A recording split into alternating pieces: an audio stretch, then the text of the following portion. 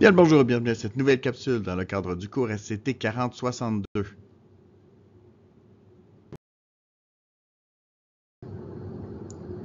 Aujourd'hui au programme, on parle des molécules et des ions, donc on est dans la section 1.1.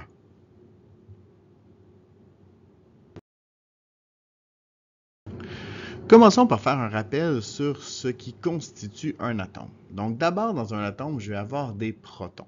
Les protons vont déterminer la nature de mon atome. Donc pour le bord, par exemple, je vais avoir 5 protons. Et je ne peux pas avoir d'autre chose que 5 protons, de la même façon que je ne peux pas avoir un atome qui a 5 protons qui n'est pas du bord. Donc le nombre de protons va vraiment déterminer la nature de l'atome.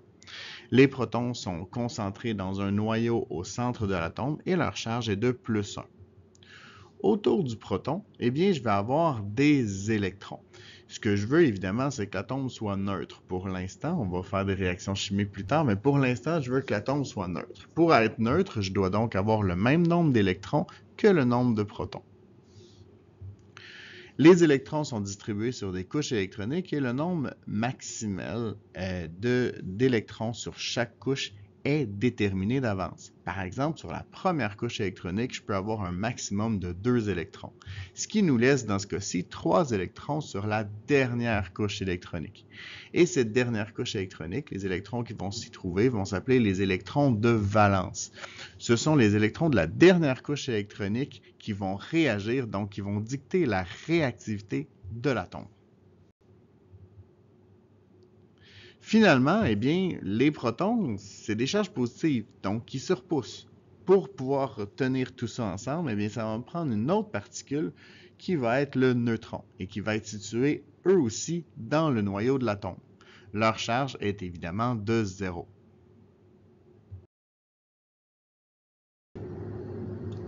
Maintenant, une molécule, c'est un regroupement de 2 atomes ou plus qui vont former des liaisons chimiques entre les différents atomes. Maintenant, si on se dirige tranquillement vers les ions, il va falloir comprendre d'abord comment fonctionne notre tableau périodique. Et pour comprendre comment fonctionne notre tableau périodique, on va prendre particulièrement 2 atomes, donc dans ce cas-ci, le calcium et l'oxygène. Le premier chiffre qui nous intéresse, c'est le numéro atomique. Il va déterminer le nombre de protons dans le noyau de l'atome. Le deuxième chiffre qu'on va retrouver en haut à droite, c'est l'électronégativité. Ça correspond à la force avec laquelle le noyau va attirer les électrons. Au niveau de la masse atomique, c'est le chiffre qui est situé complètement en bas, c'est la masse de l'atome en unité atomique. Une unité atomique, c'est 1/12 d'un atome de carbone.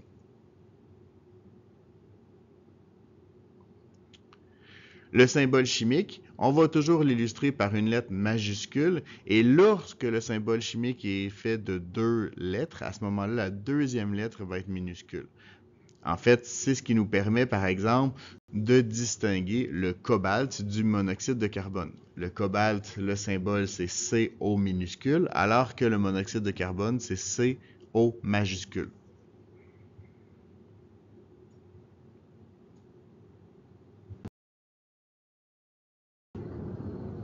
Comme on l'a vu dans le module précédent, on peut séparer les éléments du tableau périodique en 3 différents regroupements. Le premier regroupement, ce sont les métaux, qui sont des matériaux qui sont malléables, ductiles, qui sont des bons conducteurs électriques et thermiques et qui ont un éclat métallique. On les retrouve à gauche du tableau périodique. L'hydrogène et les éléments de droite, donc l'hydrogène en fait partie aussi, ce sont des non-métaux. Donc, c'est exactement le contraire des métaux. Ce sont donc des matériaux qui sont non malléables et non ductiles, qui sont des bons isolants électriques et thermiques et qui ont un éclat terne. En réalité, la plupart sont gazeux à la température de la pièce. Et finalement, on a nos difficiles à classer. Les difficiles à classer, ce sont des matériaux qui possèdent des propriétés des métaux et des non-métaux. Donc, comme ils sont difficiles à classer, on en a fait une catégorie à part qu'on appelle les métalloïdes. Et les métalloïdes vont se retrouver de part et d'autre de la ligne en escalier que vous retrouvez à droite de votre tableau périodique. Et là, vous allez dire, c'est pas toujours la même liste. Et je suis d'accord avec vous.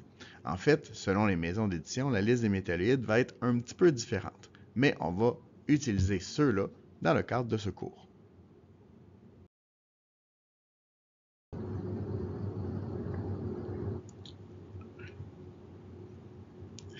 Plaçons maintenant les électrons sur les différentes couches électroniques pour voir est-ce que l'emplacement de l'élément dans le tableau périodique va avoir un lien avec ces électrons. Donc, si on parle de l'hydrogène, il y a seulement un électron, donc ça va nous placer un électron. Pour l'hélium aussi, c'est assez simple, on va avoir 2 électrons.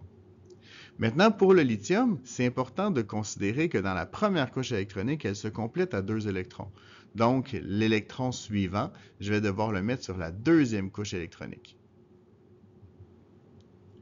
Le beryllium, c'est le même principe, donc je vais mettre 2 électrons sur la première couche, mais comme j'en avais 4 au total à placer, eh bien, je vais avoir 2 électrons sur la deuxième couche. Et ça va être la même chose pour les autres éléments. Donc, si je passe au bar, je vais avoir 2 électrons sur la première, 3 sur la deuxième. Pour le carbone, 2 et 4. Pour l'azote, 2 et 5. Pour l'oxygène, 2 et 6. 2 et 7 pour le fluor. Et finalement, pour le néon, 2 et 8. Sauf que la deuxième couche électronique se complète à 8 électrons. Ce qui veut dire que quand je vais amorcer le sodium, je vais avoir mes 2 et 8 électrons pour mes 2 premières couches et je vais recommencer une troisième couche avec un électron. Et là, vous connaissez la chanson, ça va être exactement le même principe jusqu'à l'argon. La troisième couche électronique se complète à 8 électrons, donc je vais aller placer mon dernier électron de mon potassium sur la dernière couche électronique. Et même principe pour le calcium. Ici, j'ai fait jusqu'au calcium pour une raison précise. En fait, qu'on va arriver dans les éléments de transition qui commencent donc par le scandium. Le problème que je vais avoir, c'est que je n'aurai pas exactement la même disposition. En fait, j'ai menti un petit peu. La dernière couche électronique se complète toujours à 8 électrons, mais la troisième couche électronique, je peux en prendre un petit peu plus. Donc, comme ce n'est pas de la matière de 4e secondaire, je vais m'arrêter ici pour l'explication. Qu'est-ce que je remarque? C'est que sur la première ligne du tableau périodique, eh bien, je vais avoir seulement une couche électronique. Sur la deuxième, je vais avoir 2 couches électroniques. Sur la troisième, 3 couches électroniques. Et sur la quatrième, 4 couches électroniques. Donc, le numéro de la ligne va nous donner le nombre de couches électroniques. Maintenant, si je regarde les colonnes, les chiffres romains que l'on retrouve sur le dessus, va nous donner une indication aussi.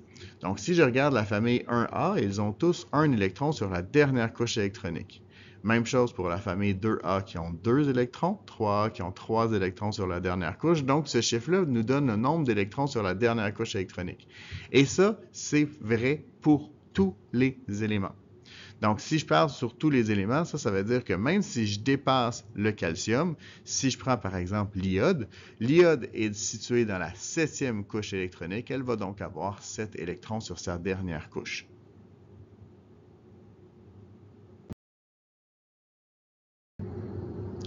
Une famille, c'est donc une colonne du tableau périodique. Et tous les éléments d'une même famille possèdent le même nombre d'électrons de valence ou d'électrons sur la dernière couche électronique. Il y a une petite exception, c'est l'hélium, parce que l'hélium se complète à 2 électrons, parce que c'est la première couche électronique qui est complétée à 2 électrons.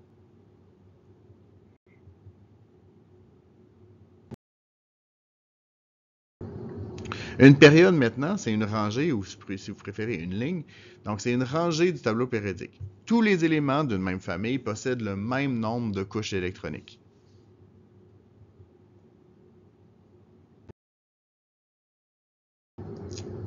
Ce qui nous donne la règle de l'octet. En fait, les éléments acquièrent une stabilité lorsque l'ensemble de leurs couches électroniques sont pleines. Ils développent donc une tendance à arracher des électrons ou à céder des électrons selon ce qui nécessite le moins de transfert d'électrons. On dit que c'est la règle de l'octet, puisque à partir de la deuxième couche électronique, cette dernière couche compte toujours un maximum de 8 électrons. Et donc, contrairement aux êtres humains, ce que les éléments veulent, c'est avoir leur couche pleine.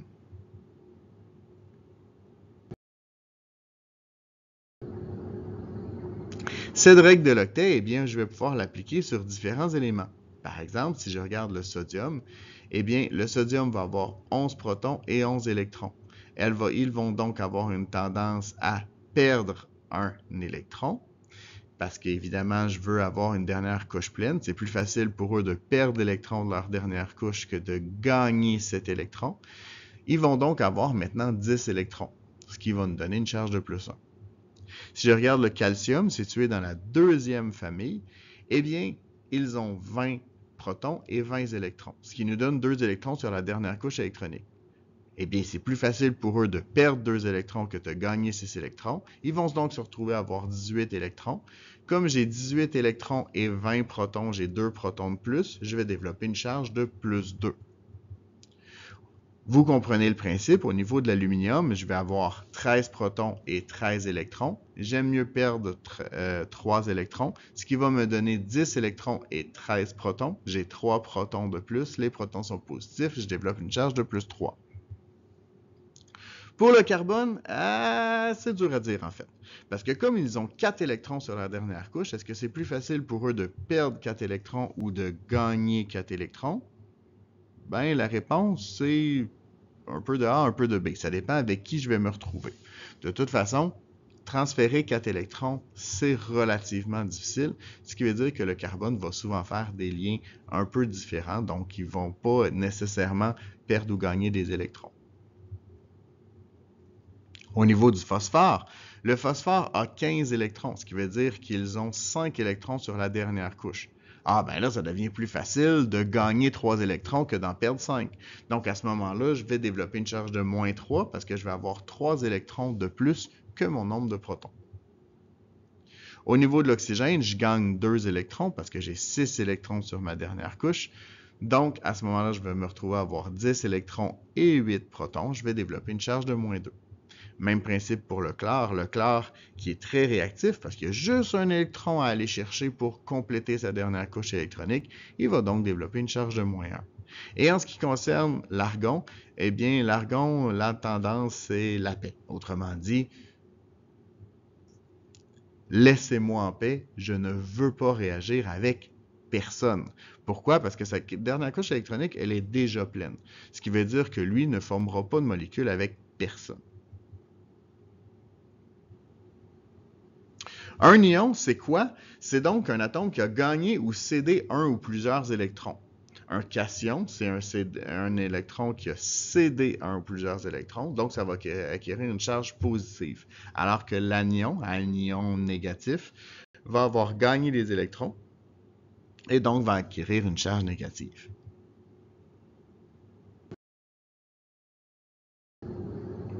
Ça nous donne donc des tendances au niveau des atomes, comme on l'a vu dans ce cas-ci avec des exemples précis, mais là on peut le voir avec l'ensemble des familles. Je sais que la famille 1A va perdre un électron, il veut perdre cet électron-là qu'il y a sur cette dernière couche, il va développer une charge de plus 1. La famille 2A va perdre 2 électrons, charge de plus 2. 3A plus 3. On a dit que la famille 4, c'était dur à dire. À partir de la famille 5, on va tomber dans les familles qui vont développer une charge négative, qui vont développer une charge donc de moins 3, parce qu'il veut perdre 3 électrons. Au niveau de la famille 6, donc je vais gagner 2 électrons, donc moins 2. Et 7, je vais gagner 1 électron, donc moins 1. Et au niveau de la famille 8, eh bien, c'est 0 la charge, parce qu'ils ne veulent pas réagir.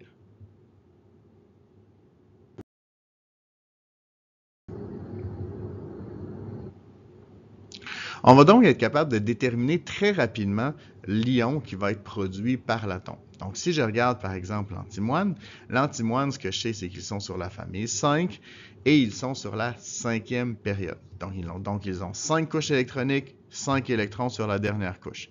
Si j'ai 5 électrons, je veux acquérir 3 électrons, donc je vais développer une charge de moins 3. Si je me déplace maintenant pour le brome, ils vont avoir 4 couches électroniques et il va avoir 7 électrons sur la dernière couche. Je veux acquérir un électron, je vais développer une charge de moins 1. Si je vais vers l'indium va avoir 5 couches électroniques et va avoir 3 électrons sur la dernière couche. Je vais donc vouloir me débarrasser de ces 3 électrons. Sa charge la plus possible, c'est donc de plus 3. Si je regarde maintenant le silicium va avoir 3 couches électroniques et va avoir 4 électrons sur la dernière couche. Donc, dans ce cas-ci, on va développer une charge de plus ou moins 4, tout dépendamment avec qui il est.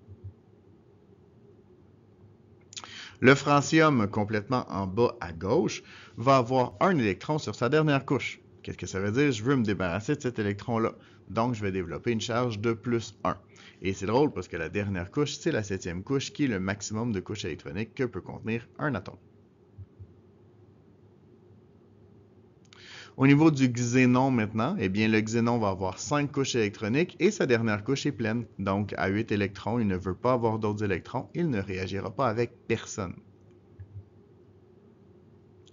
Même principe pour le radon, seulement il a 6 couches électroniques, mais lui non plus ne veut pas réagir avec personne parce que sa dernière couche est déjà pleine. Si je regarde l'iode maintenant, l'iode va avoir 5 couches électroniques et 7 électrons sur la dernière couche. 7 électrons, ça veut dire qu'il lui en manque 1 pour avoir une couche pleine, donc il va aller chercher ces électrons et développer une charge de moins 1. Le barium se trouve dans la 2e famille et dans la 6e période, donc il va avoir 6 couches électroniques et 2 électrons sur la dernière couche. Pour lui, c'est plus facile de perdre ces 2 électrons, il va donc développer une charge de plus 2. Pour le strontium va avoir 5 couches électroniques, 2 électrons sur la dernière couche, donc de son côté aussi, il va développer une charge de plus 2. Et c'est ce qui met fin à cette capsule. Vous êtes maintenant les experts en ions. À vous de surpasser le maître.